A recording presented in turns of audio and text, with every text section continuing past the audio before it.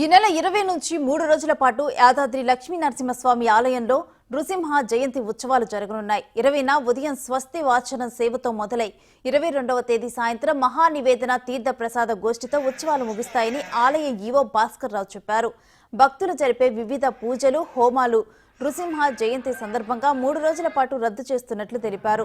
జయంతి ఉత్సవాలను పురస్కరించుకొని మహారాజా గోపుర ప్రాంతంలో సంగీత, సాహిత్య, ధార్మిక సంగీత కార్యక్రమాలు నిర్వహించనున్నట్లు పేర్కొన్నారు ఈవో భాస్కర్ రావు.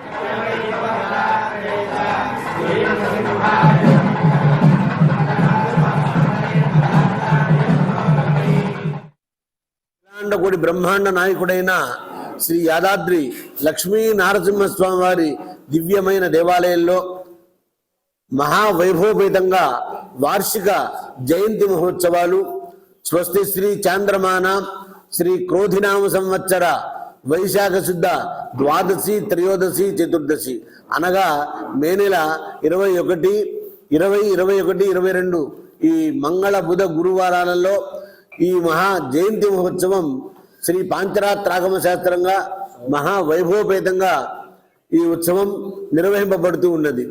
మొదటి రోజున స్వస్తివాచనం, పుణ్యాహవాచనము, రక్షాబంధనము, మంత్రపుష్ప నీరాజనాలతో ఉదయ కార్యక్రమం పూర్తవుతుంది. సాయంకాలం వృక్షంగ్రహణ, అంకురారోపణ అనేటువంటి కార్యక్రమాలు, మూలమంత్ర, మూర్తిమంత్ర హోమాలు జరుగుతాయి. ప్రత్యేకంగా స్వామివారికి అలంకార సేవ అనేటువంటి కూడా పరవాసు దేవుడిగా స్వామి భక్తులకు గరుడ వాహనంలో దర్శనాన్ని అనుగ్రహిస్తారు. ఈ ఆర్జిత సేవల్లో పాల్గొనే అందరు భక్తులు జూన్ 1వ తారీఖు నుండి ఎట్టి పరిస్థితుల్లో సాంప్రదాయ దుస్తులు ధరించి మాత్రమే ఈ సేవలకి హాజరు కావాలని కోరుకుంటున్నాం. అది ఖచ్చితంగా అమలు చేయడం కోసం దేవస్థానం నిర్ణయం తీసుకుంది. సో కాబట్టి ఆర్జిత సేవల్లో బ్రేక్ దర్శనానికి వచ్చిన,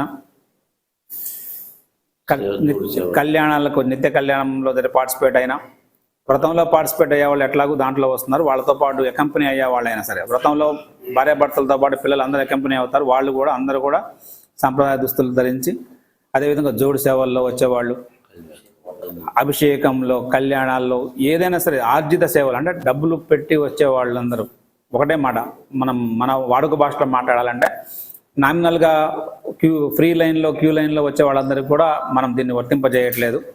ఈ ఆర్జిత సేవల్లో వచ్చేవాళ్ళు ఎట్టి పరిస్థితుల్లో కూడా సాంప్రదాయ దుస్తులు ధరించి వచ్చి సాంప్రదాయాలను నిలబెట్టుకుందాం. ఈ